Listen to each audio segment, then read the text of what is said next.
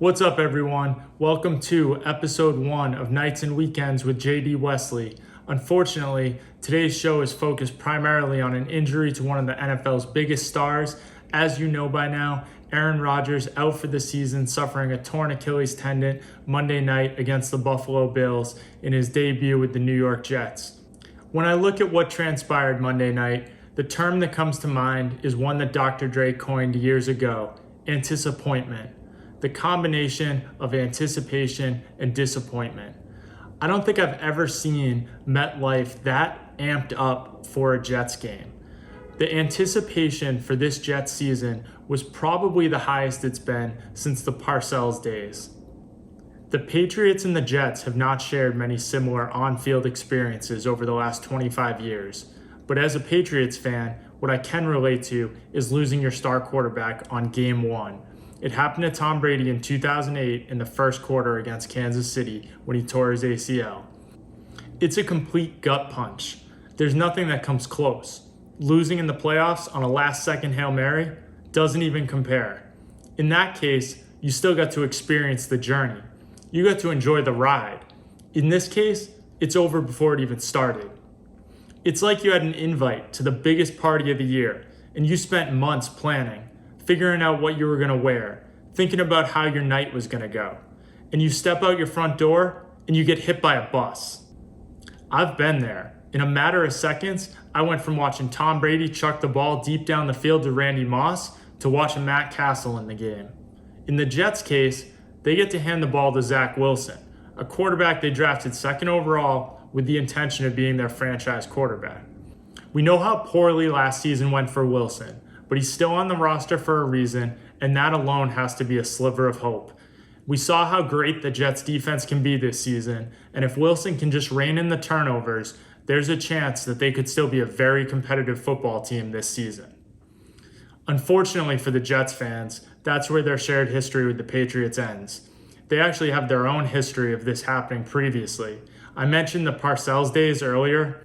Well, after a 1998 AFC title game appearance, following up the best season of his career, Vinny Testaverde took the field in 1999 and actually tore his Achilles tendon in week 1. It's actually pretty unbelievable when you think about it.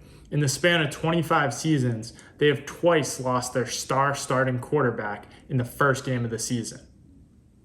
Despite pulling off the win Monday night, anticipantment might be the word that best describes the Jets' franchise history. Okay, so the other thing that's going to come out of this Aaron Rodgers injury situation is the reigniting of the debate between artificial turf versus natural grass fields. A lot of players have already come out voicing their opinion that the NFL should have grass fields in all their stadiums. The NFL, on the other hand, has come back and said that they don't see a statistically significant difference in the injury rate across the two different playing surfaces. I think it's interesting to look at because even just in this past weekend, we had the Aaron Rodgers injury on the new turf at MetLife Stadium. We also had J.K. Dobbins, the Baltimore running back, suffering the same exact injury as Aaron Rodgers in Maryland on that grass field. So just in that very small sample size, we already have 2 instances of this injury across the 2 different playing surfaces. Historically, I remember Wes Welker in 2009 suffering a torn ACL in Houston on their grass surface at that time. That was one of the things that actually led them to replacing their natural grass field with an artificial playing surface because they were having a difficult time maintaining a grass field that was up to suitable playing standards. More recently, this past offseason, the Tennessee Titans decided to rip out the grass from Nissan Stadium and replace it with artificial turf. They cited the injury rate the past 3 seasons being amongst the highest in the league for lower body injuries. They also said that an inability to properly maintain the grass field throughout the season was a big part of that. And I seem to remember a lot of people complaining about a grass field this past February.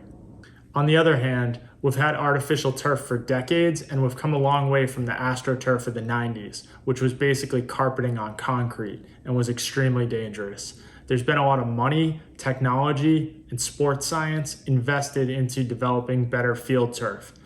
I say all this not as a defense of artificial turf, but more so to highlight that there's no perfect answer. And I think that's important to keep in mind. This isn't as simple as the owner's just not willing to invest in grass fields, as we've had issues with both. Personally, if you're asking my opinion, I would love to see more grass fields in the league because that's just what I associate with football. The grass stains on the uniform, the mud in the rainstorms, but maybe that's just nostalgia. And I'm open to the possibility that turf fields can be made just as safe, if not safer, than grass fields when those grass fields aren't properly maintained. All right, so the other topic we need to get into is Aaron Rodgers' future.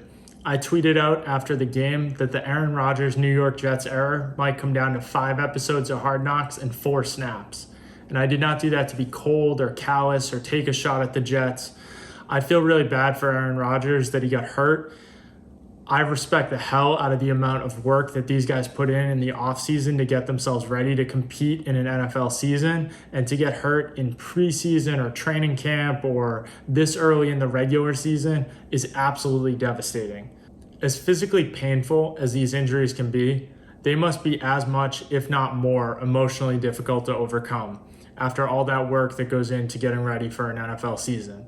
So I hope Aaron Rodgers can bounce back, and I hope we see him on the field next season. But he is a quarterback that was going to turn 40 this season, and we need to dive into that a little bit more. Essentially, Tom Brady messed up everyone's perception.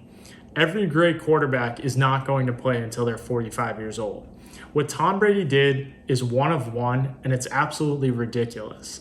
I still don't think it's being fully appreciated, as we've heard a lot about modern sports science and technology and nutritional plans. He's still the only one that's done it.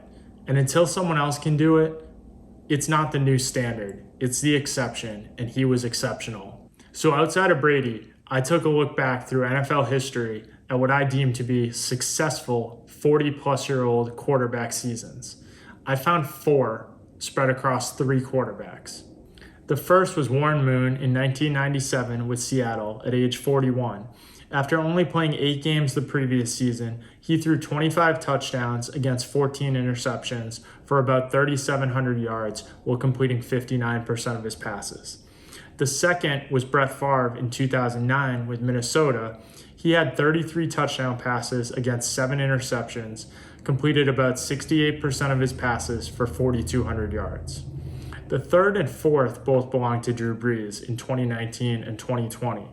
In 2019, he threw 27 touchdown passes and only 4 interceptions, while completing 74% of his passes for just under 3,000 yards. In 2020, he threw 24 touchdowns to 6 interceptions, while again throwing for just under 3,000 yards and at about a 70% completion percentage. In the case of Favre and Moon, they came back and continued to play, and both fell off significantly after those seasons. In the case of Drew Brees, he retired after 2020, but it should be noted that the Saints had to change their offense significantly and rely heavily on a short passing game, as Brees' arm strength had diminished significantly, and he was only able to play 11 and 12 games respectively in each of those seasons.